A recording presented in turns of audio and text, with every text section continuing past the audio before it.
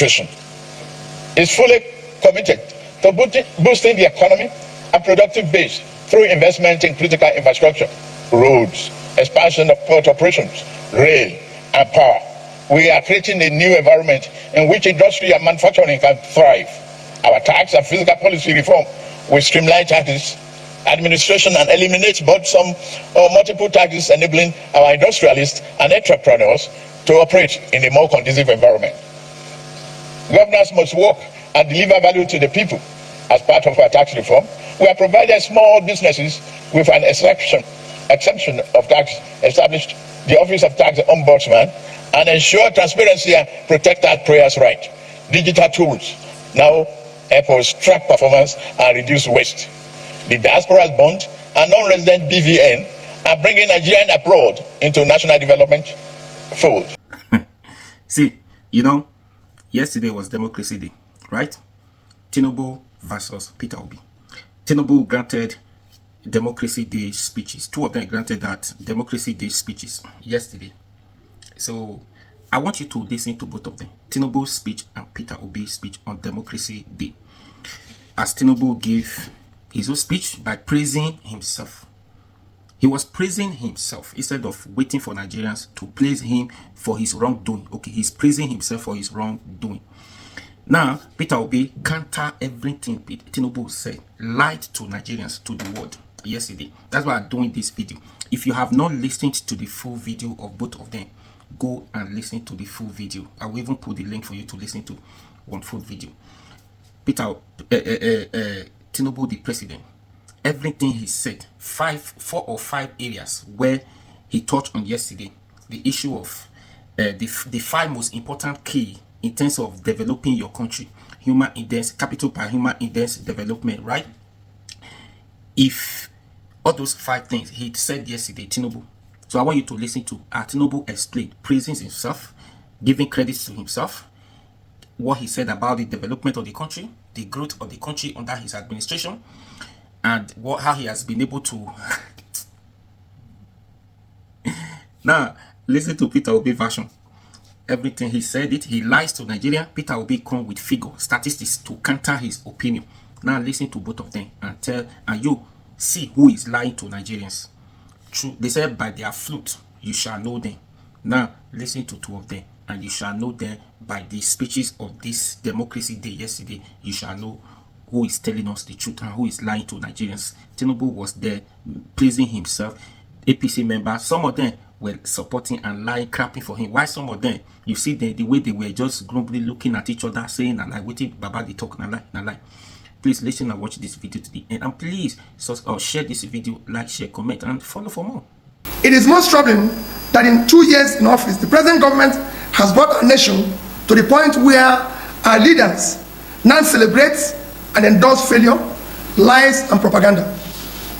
The government today, rather than show genuine accountability and measurable progress, focuses on manipulating the narratives, gaslighting the public, shifting blame, and weaponizing governance. Meanwhile, Nigerians live in a worsening and worrisome insecurity, widespread corruption, hunger, and general despondence. There are no clear benchmark for measuring tangible development as we continue to witness the collapse of key indicators like education, healthcare, and poverty alleviation, which are the parameters for measuring national progress. Simple comparison of what has happened in the past 2 years now relies on propaganda and misinformation to mark misgovernance. Our country today can best be described as a nation declining fast in all its facets. The security of lives and property has worsened, and the rule of law is virtually non-existent. These are hard, verifiable facts. Team and I moved to reform our ailing economy. We introduced fundamental reforms to correct structural imbalances that prevented maximum growth. We are already seeing results. The GDP grew by 3.4% in 2024, with Q4 hitting 4.6%, the highest quarter growth in over a decade. Inflation is easing gradually, steadying the price of food staples like rice and beans. Our net foreign reserve have increased 5-fold, and the naira exchange rate has stabilized. Our balance of payment position is positive. Our sovereign credit rating is improving, and we continue to promote oil and non-oil gas exports. State do not need to go about borrowing to pay salaries anymore. In less than 1 year, over 100,000 Nigeria, including 35,000 civil servants, have benefited from affordable consumer credit through the Nigerian Consumer Credit Corporation, enabling them to purchase vehicles, light up and improve their well-being, and purchase life essentials. This July, we will launch a bold new initiative to empower 400,000 young Nigerians, including youth corpers, with consumer credit. On May 29, 2023, when this government was sworn in to office, Nigeria gross domestic product, GDP, was $364 billion. As of today, it has declined to $188 billion, a decline of almost 50%. Nigeria per capita income was $1,640 as at May 2023. Today, it has dropped to about $835, a devastating decline of about 50%.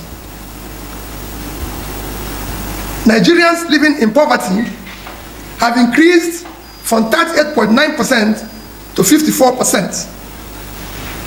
Within this period, 129 million Nigerians now live below poverty line.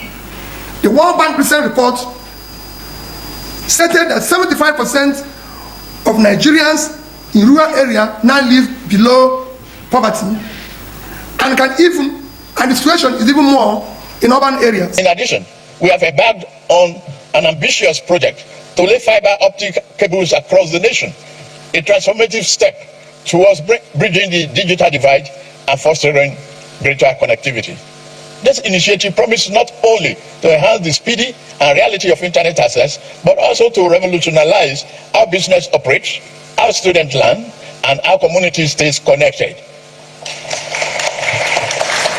By extending this critical infrastructure, we are empowering entrepreneurs, enabling digital education, and providing the tools for our youth to compete in a globalized education sector has deteriorated significantly.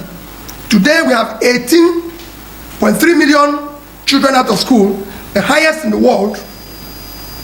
The quality of education has deteriorated. Our children are now being taught science without science lab and computer without computers. They are now taking exams in darkness with candles.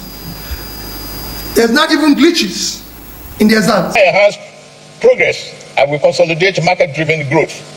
The improved economic performance is encouraging and validates the soundness of our policy measures with collaboration with you. Our medium-term growth target remains an economy growing at a 7% clip with a stronger manufacturing base.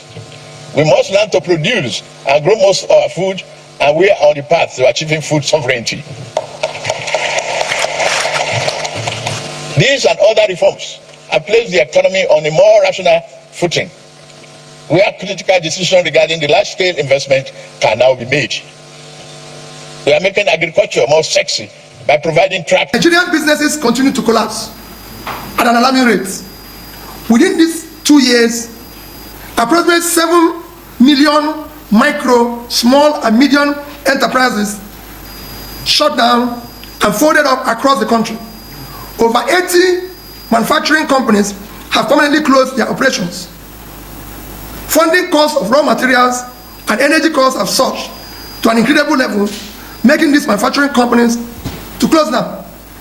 Over 15 major multinational companies, including GlaxoSmithKline, Beecham, Diageo, Procter & Gamble, to name a few, have exited due to harsh operating environment. Look at my political history. I will be the last person to advocate such a scheme. In year 2003, when the then governing party tried to sweep the nation clean of political opposition through plot and manipulation, I was the last progressive governor standing in my region.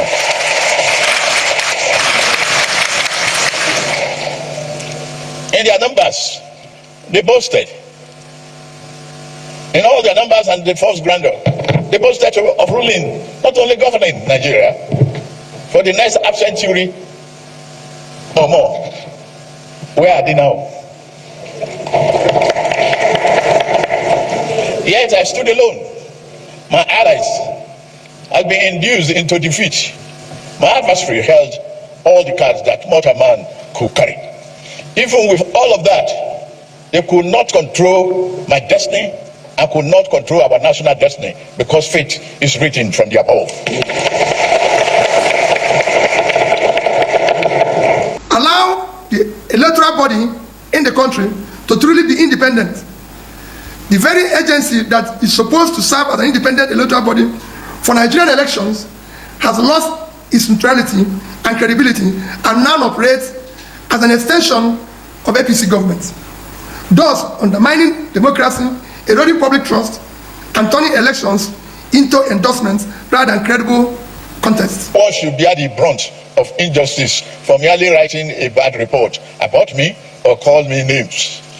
Democracy requires a fair degree of tolerance for harsh words and stinging insults, particularly when they are pained because of their losses. Call me any name. I'm not here to make you happy politically in such a disaster. I simply appeal to President Tinubu to emulate late President Umaru Yar'Adua, who had, on assumption of office, was honest enough to admit that the process that brought him into office was wrong and not sufficiently credible, and thus insist on doing what is right to save our democracy. And similarly, President Goodluck Ebele Jonathan, who saved our national democracy by accepting defeat even before the election results were announced. We must end this troubling governance era that is filled with impunity, state capture, absolute regard to rule of law, and checks and balances required for what was